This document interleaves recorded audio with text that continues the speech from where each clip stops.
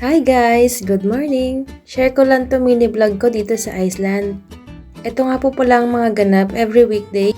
Dahil nga ayaw ko kayo mabitin, gawa na ako ng mini vlog. 7:30 AM na nga po dito at ito nga po pili na po si Victoria ng susuotin niya. Sobrang nahihirapan ako pag siya yung pumipili. It takes time talaga. Kinuha ko na nga rin yung daddy niya sa microwave. Kasi every morning, nagre-request talaga siya bago siya pumasok sa school. And finally guys, nakakuha na siya ng damit na susuotin niya ngayong araw. At ito nga guys, tinanggal ko na yung damit niya. Kung mapapansin niyo po, maliit na po sa kanya yung damit na yan. Pero kasi nga gusto niya at paborito niya yan. Wala talaga ako no choice kasi umiiyak siya. At ito nga color pink na jacket, gusto niya pa suotin. Sabi ko, wag na kasi hindi maganda. At ayun, buti nakinig naman sa akin. Ito nga guys, kinuha ko na rin yung pantali sa buhok nila. Iniisip ko na nga rin kung anong design yung tatali ko sa kanya. Ito nga habang kumakain siya ng fita, sabi niya wait lang, kukunin daw niya yung upuan. Ako naman tong tumayo din at naayos ko yung camera. At yun nga sa wakas, nakapwesto na rin siya. At ito nga makakapag-umpisa na rin kami sa wakas. Binigyan ko na nga rin siya guys ng biskuit para di siya ganong kalikot. Pero parang walang epek eh. Tinanggal ko na nga rin guys yung tali niya kahapon. Kasi nga nag-request itong batang to na ibahin ko yung tali daw niya. Kasi gusto niya maging beautiful. Sana all diba? So ito nga, iniisip ko kung ano yung tatali ko sa kanya. Pero sabi ko, anong oras na din, baka maliit kami kung tatagalan ko pa dito. 4 taong gulang pa lang yan guys, pero alam niya na kung ano yung mga ginagawa niya, ano yung mga susuotin niya. Siya na rin pumipili nun. Katulad ng suot niya ngayon, siya guys pumili niyan. Kasi gusto niya na sexy at beautiful daw siya. Sabi ko nga sa kanya, wag na muna kayo sa kana pag summer na dito. Okay nga sana kung nasa Pilipinas tayo, pwede mong gawin yung kahit maligo ka pa sa beach na naka 2-piece. Charis! Ito na nga guys yung tinali ko sa kanya. Kaya yung wala siyang no choice dyan. Ito nga, ininikot ko na. Sabi ko sa kabila. At kung mapapansin nyo nga guys, wala na sa gitna yung hati ng buhok ni Victoria. 8:30 kasi yung pasok ni Isabella, bali sinabay ko lang to si Victoria. Pero dapat talaga 7:30 yung pasok ni Victoria. Para isang deliveryhan na lang, edi sinabay ko na lang din silang dalawa. Pumayag naman yung mama nila. At ito nga si Victoria mukhang naiinip na. Sabi ko, wait lang, nalagyan pa kita ng hair clip para cute ka. At ito nga guys, habang naghahanap ako ng hair clip ni Victoria, sabi ko nga sa kanya kung anong design yung gusto niya. Pero tignan mo kung anong ginawa niya, diba? Winokatan ako ng lola mo. Ito nga pala guys, yung clip na napili ko para sa kanya. So, ang tita mo sumunod. At ayun nga, nagkita kami sa salamin. Sabi ko nga, sige dito ka ng tabi kay Ate Bella mo para makita mo rin yung hair clip na ilalagay natin. Ayun nga, tumupo din siya. Sabi, wow, ang ganda naman itong hair clip mo. Galing pa kasi sa Pinas yung hair clip na yan. Pinadala lang din dito. At ito nga guys, pinatayo ko na si Victoria. Sabi ko nga sa kanya, mag-hi guys muna siya. Dahil bisang lola mo sa pagkain. Kaya yun, dead mo lang. At ito nga guys, nalagyan ko na rin din siya ng baby cologne. Bigay nga po pala ito ng ate kong isa. Mabango siya, pang baby talaga. Kung first time mong maamoy ito, para siyang amoy tanglad. Actually, ito nga rin din yung ginagamit kong pabango. Para amoy baby. Char. At ito nga guys, dahil gusto kong maging mabango si Victoria, ito nga nilagyan ko ng pabango. Di ko nga alam kung saan ako papwesto eh. Tignan nyo naman tong batang to, napakakulit. At ito nga guys, pinoint 5 ko na tong camera ko para wala na siyang kawala. Char. Sino ba naman ang hindi manggigigil sa kakute ng batang to? Ito nga pala guys yung powder na gagamitin ko kay Victoria. Pero syempre, pinunasan ko muna ng baby wipes. Dahil dito guys, baby wipes lang sapat na. Joke, syempre naliligo din kami. 3 beses sa isang linggo. Minsan nga 2 beses lang sa isang linggo. Huwag niyong pagkakalat ha, sa atin lang yun. Retouch din pag may time, no? So, balik na nga tayo kay Victoria. So, ito na nga guys, pinulbuhan ko na ang lola mo.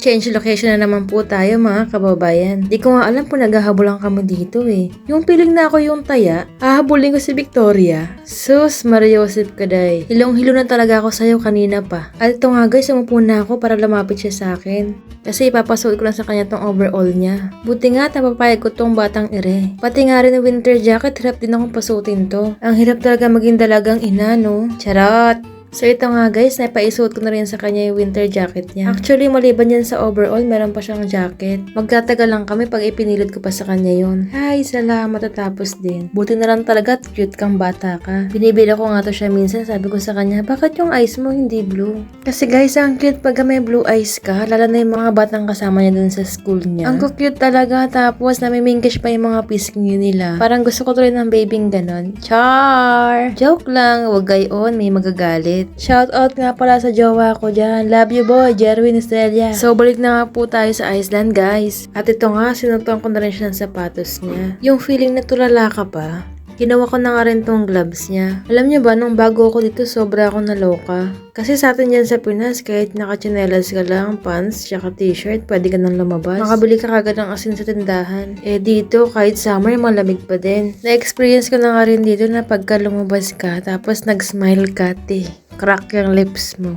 Yung feeling na may flavor na yung labi mo. Charis. Pero legit nga guys. Ito nga, tapos na rin kami sa gloves ni Victoria.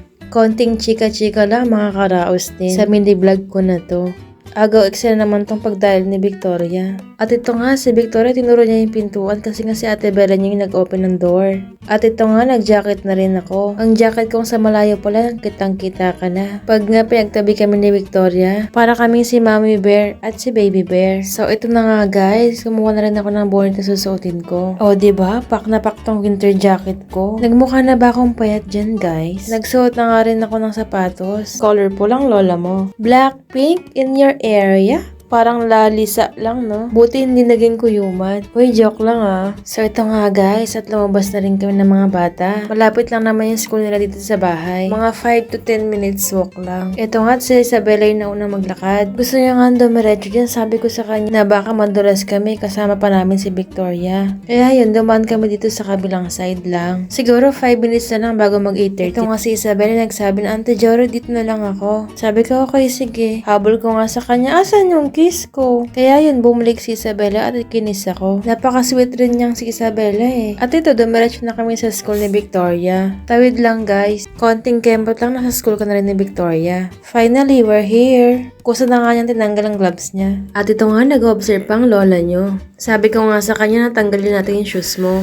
Dahil nahirapan ako, pinaupo ko siya. Siguro nga hinahanap niya yung friend niya dito. Every time nga nakikita sila, lagi sila nagyayakapan eh. Sobrang natutuwa lang ako pagka nakikita ko silang ganun. At ito nga, medyo nahirapan ako sa pagtanggal ng sapatos niya. Ang bilis kasi lumaki ng batang ito. Nagpaalam na nga nung kay Victoria na alis na ako. Kargahin ko daw muna siya. Sabi ko nga sa kanya, kaysa muna sa Auntie Jory. So yun, gumora na ang lola mo. Ito nga guys, yung part na gusto ko. Yung feeling na pwede kang mag-emote habang naglalakad. Lalo na wala na yung pinangangambahan kong madulas ako. Ang hirap kaya ng ganun guys. Yung feeling na papunta pa lang ako pero ang isip ko pabalik na. At biniwish ko nga na hindi ako madulas. Ang lawak ng imahinasyon ko, no? So ito nga guys, nakawin na ako ng bahay. Syempre, para kompleto ang video natin. Kahit nga pagtanggal ko ng bonnet at jacket, binidyohan ko na rin. Syempre naman, kahit naman sino ay mabitin, diba? Oops, parang may mali. Wait lang.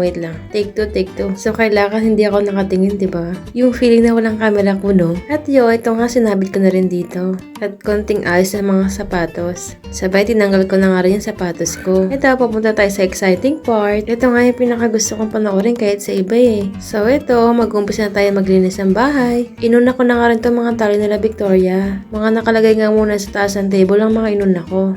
At ito nga, inayos ko na rin itong mga upuan na to. Ang galing nga ng upuan na yan guys kasi pwede mo siyang lagyan ng laman sa loob. Ang galing nga eh. Upuan na, storage pa. Buti nga hindi pa ako nakakaramdam ng gutom dyan. Siguro nga kasi dala na lang din ang pagkataba ko dito. Eh, gusto rin syempre ng lola mo pumayat. Kaya yun, nag-start na rin ako mag-jeta. Yung feeling na ang hirap pumayat dito kasi syempre malamig din yung weather, diba? Hirap magpapawis, be. Gang pawis sa kilikili lang, lola mo. Kaya yun, pinagbibisihan ko na nga lang maglinis ng bahay. Kesa naman nakaupo habang nagti-cellphone tapos mamaya makakaramdam ka na ng gutom. Ang malala pa nga ay pagka nagkasakit ka tapos wala kang ginagawa. Saklap nun, besh. Ito nga ang pusa dumaan pa sa harapan ko. Yan po pala si Prince. Ang makulit naming alaga dito. Alam nyo ba, marunong din kumalabog ng mga kaldero yan pag umaga.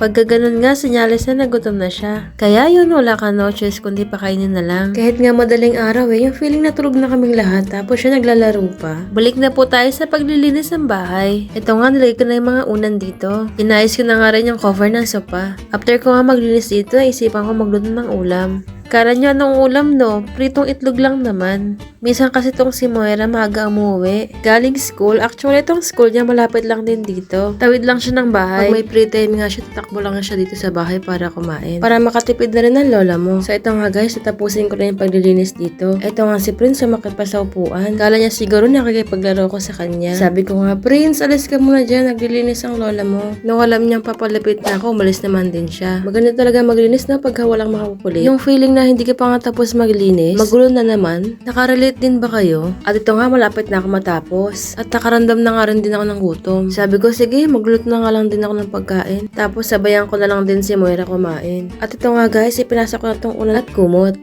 At ito nga mga stop toys, ibinaba ulit ng mga bagets. Ito nga pala guys yung milk tea. Si cinnamon roll ata to eh. Alam na kung sino naglagay niyan. At ito naman ang cute na si Melody. At ang pinakahuli ay si Koromi. O diba lahat kabisado ko. Galing pa nga yan guys sa Pinas. Yan kasi yung mga request ng mga bata. Akala nga namin nung una maliit lang yan eh. Gulat malala yung ate ko. Sabi pa nga na paano natin dadalhin yan. Buti na nga lang din nakabili kami ng vacuum seal. Kasi ang plano din namin na hindi dadalhin yan kasi nga sobrang laki. Eh kung o-order ulit kami sa online baka matagalan pa. Kaya yung laki talaga ng tulong ng vacuum seal guys. Try nyo din bumili ng ganon. Lalo na pagka may mga biyahe-biyahe kayo. Tapos kailangan konting gamit lang dadalhin nyo. Ako kasi gusto ko lagi kumpleto yung gamit sa bag. Kahit mga gamot lang, kumpleto din sa bag. Pag malayong biyahe lang naman. At ito nga guys, may nakita ako. Sobrang nashock ako. Sabi ko, ano to? Dito nga po nagtatapos ang video ko. Thank you for watching. Bye!